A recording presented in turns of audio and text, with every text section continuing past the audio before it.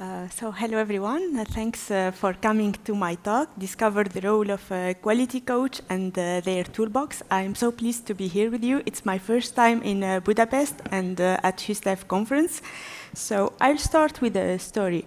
Actually, I've been a test lead for the integration part in a big project, mostly API test related and other kind of integration. And it was a complex project. I joined it from scratch. We spent almost 1 year working on that project. So we unlock information, get information, and we build our strategy. And so the project was like fine until it's running. And at that moment, I was also part of the testing community, and we exchange with people. We share our learning from one squad to another about different things, whether functional or technical related to testing. So that after 1 year, sad story happened that this project was no longer in place, and it's like standby. So I felt so frustrated because I really built things from scratch, and I feel like so motivated to that project, but it was no chance. But the good story of why I told you this, because at that moment the company was doing agile transformation, and they were looking for a role of a quality coach to work along with the agile coach. And I was the luckiest person to get that role. So this story was quite recent. I've been in this role for a few months, let's say since March. So what I will share with you is like a novice story of a quality coach. So probably we'll have another kind of experience. And let's get started. So I'm Emna. I'm a testing consultant at Sogeti. I do publish testing, my learning, and sketchnote on my blog. And you can find it here. I'm also, I publish on LinkedIn with my hashtag Explore with Emna. You can find it online. So the agenda for today, I will speak about the role of a quality coach from theoretical aspects, why this role is important. And then I will share with you the challenges I faced in this role, and also some exercises that I did that could be interesting for you as well. So let's get started. Well, when you join a project, you can get lots of information, lots of documents, as I did with my project that was closed. But the thing here is, if you are not involved enough, if you don't learn in a motivating way, it's not that good. So people need to be motivated to do their job, and here's where coaching could take place.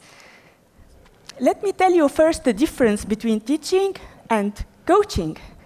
So actually, as you can see, teaching is more directive. Let's say you need to learn what needs to be done into that job, and that's it. They can give you advice, instruction. But coaching is not directive. It's about reflecting, asking good questions, brainstorm, and having like listening, active listening.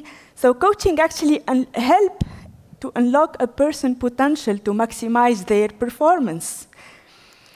So, but why we want to talk about quality coaching today? Actually, we know the code quality is a value to some person who matters. We know that coaching is important because nowadays agile organizations want to have coaches to stay focused on the objective of change and to drive people for better performing and involving them. And we used to talk about the move from waterfall to agile to CI/CD pipeline, which is still an ongoing trend. And similarly for the testing role, it used to be like a separate activity, a separate role. Testing is finding defects in the software. After it's developed, it's like a phase. This is like the old trend. And slowly, this is moving toward testing is an activity. And here's where we talk about the quality engineering. So it's about building quality into the product since the beginning. It's about also building the quality product at the right time, at the right level of quality, and which aligns with the saying that quality is a whole team responsibility. So in nowadays organization, we talk about the shift to quality engineering.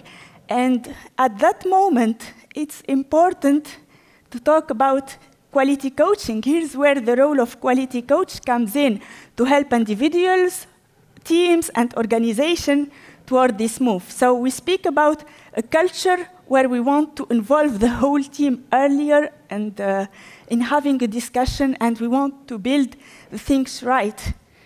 So why quality coaching? As we said, that teams and organizations want to be involved instead of being told what to do. And quality is something that involves the whole ecosystem, and it's a whole team responsibility. So we need that quality coaching, whether it's actually as a separate role or in small teams. Even other people from the whole team could take that aspect and put it into practice. So what is the role of a quality coach? If you work in an agile team, well, I faced this transition where I worked a little bit as a quality and agile coach. That's why I call myself agile quality coach. So an agile quality coach is a role that challenges and actively supports a team or organization to build a quality collaborative approach. And this could be done through different aspects.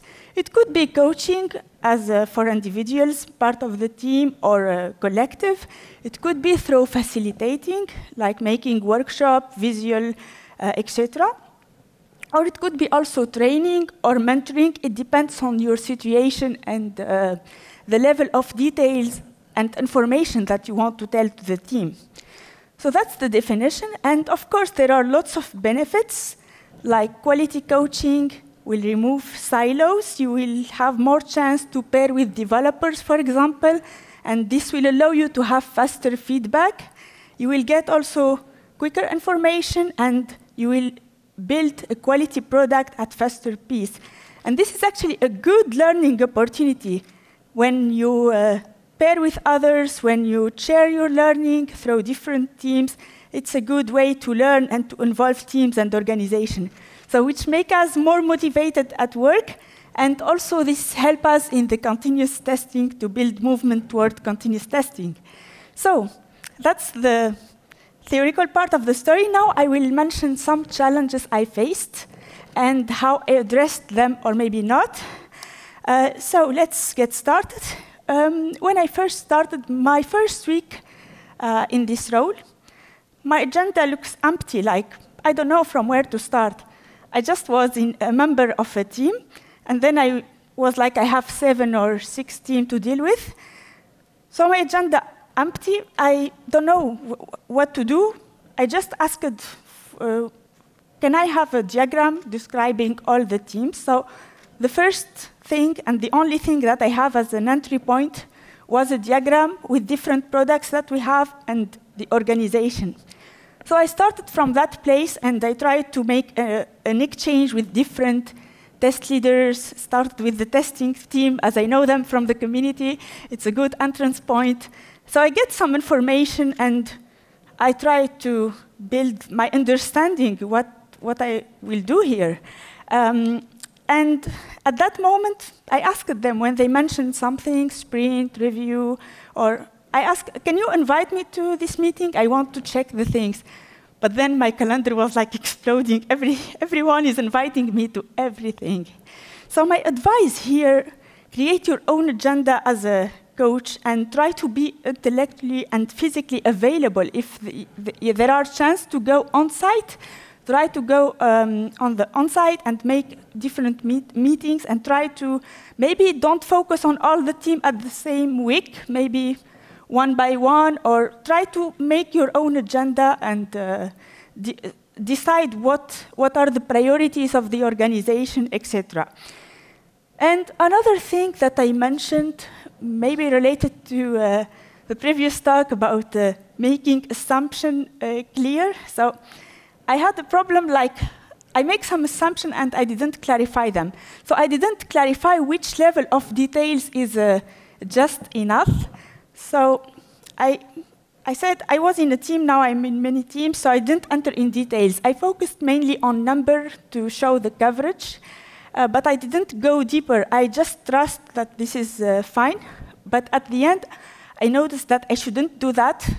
I should ask them more interesting question about how they do when they automate their regression test, like asking questions about risk, about is it a profitable test to make, is it interesting, etc. So my advice for you, try to understand and also challenge the expectation of management, but especially also the team you support since the beginning. And another challenge that I faced, they asked me to what's the value. So after like 1 month or a few weeks working on this role, they already asking me to provide my output. And actually coaching takes time, and it's not easy to show the result on big teams, big organization in a fast period of time. So what I did for that, start small, try to monitor your progress. I make a backlog of actions related to every team that I support, and try to prioritize those actions based on the management expectation, etc. And change is not magic. Everything takes time. Another thing also, mostly because I was like a test lead, and then I moved into the quality coach, so it was not clear for my colleagues what I'm doing, why I'm interviewing them or having some conversation about testing. So what I recommend here, in order to make the role clear within the organization, try to present it within your communities. So try to find communities and make them aware what this role of quality coach is about, and what's the importance, why we want this role in the organization. And if you don't have a community, don't hesitate to create yours. Another also challenge that I face, actually I was working closely with an agile coach, and sometimes it's like confusing. This is agile, this is quality coaching, so it's related to the change and the action, so there is lots of common thing. So what we did here, we did a collaboration with other coach, like every 2 weeks we met other coaches in the organization, and also we invite managers to understand their expectation, and we show our progress from our side, from the actions that are in place. So it's important to understand what's going on and actively collaborate with other coaches. So that's allow us to build a culture of quality. I will go faster to this slide because time is going fast. So now I will speak about the toolboxes that I learned through this role and what I used. Maybe you know quality assessment models. There will be a session in this conference, I think tomorrow.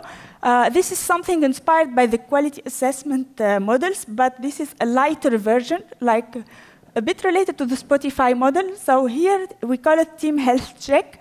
We do interviews like in a gamified way to ask people what they think they are. Is there like a problem they are facing? Or so we give like 1 is like you are bad, 2 you are not bad, 4 you are perfect.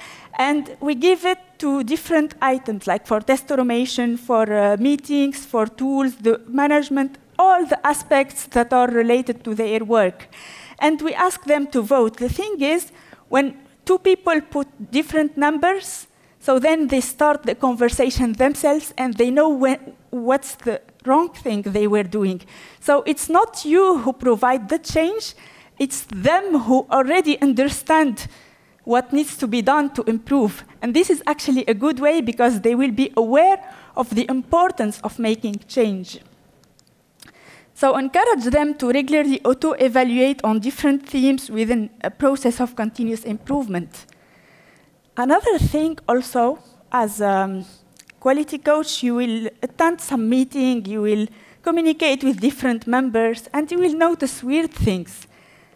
All the weird things that you will notice, take a note. It's important to make note of all what you listen, because all of these are a good starting point to your coaching action. For example, if testers are not present in the refinement session, maybe that's a thing that you need to address. And it's very important to be an active listener. it's not about listening with your ears. It's about noticing what people are saying and how they are feeling about what they are saying. So it's important to clarify what you listen, try to summarize in your own words and to make sure you had a clear understanding, reflect, share, pay attention. It's a very useful skill whenever you are in a meeting to be an active listener. And there is another thing, this one from Anne-Marie Charette, the Soon funnel. I don't know if you are familiar with. So when you discuss with people, try to ask them what success looks like and try to translate this in testing. Like, for example, you have a user story, ask them how you know you have successfully tested this user story. This actually will help them have a vision of what we want to do and when it is successful. And then ask them what are the obstacles you are facing.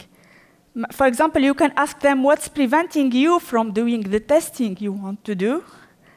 And the next one is like option. Try to understand what are their options that are planning to do in order to address those obstacles. So this will help them to visualize what they are doing.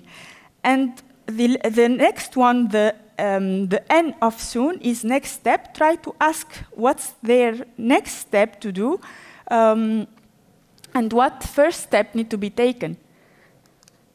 So, and the question here are very helpful. You can create other questions related to testing based on this soon funnel, even on everything you want related to whether testing, test automation, whatever. And the last one, but there are even more tools I can mention, ask open question. And my advice, avoid the why, because the why question will lead to justification, and people don't like to be in that situation. They will not tell you the truth if you ask them, why did you fail? So instead, maybe ask them, how could we have done this better? This could help them understand and come up with solution, because they are not seeing you as they are failed if you ask them why you failed. And also, for example, the first one, how will you measure success? Don't ask them like this, but try to change it. What is the most important aspect of quality? And from there, you can ask more questions. There is a list of open questions that could inspire you. Well, that's it. If you have any question, I managed to finish in time. Yeah, perfect timing. So thank you for your presentation. attention. Give a huge applause to Emna AYADI. Thank you. And now let's check the questions. Okay. We will show you, and we'll try to read it. When a company should consider a quality coach role? When a company should consider a quality coach role? Oh, that's an interesting question. Well, in my case, it was during the agile transformation they realized that we need a quality coaching role because we want to accelerate delivery. We have one sprint for development and then a sprint for testing. So we want to align them. And we find out that many testing practices, advice could help. So the quality coaching role is important in this situation. Does it answer your question, or? If not, then somebody can raise their I? hand up. Okay. What are the similarities and differences between coaching and leading? Oh, that's an interesting question also. Maybe we can combine with the next question also. What are the differences between coaching and mentoring? Oh, okay. Many interesting questions. Well, actually, leading a team, it's like you have a team. You are also giving them advice, coaching. I consider coaching more transversal into the organization, leading one team, and coaching could be into the entire organization, but it depends on the size, of course.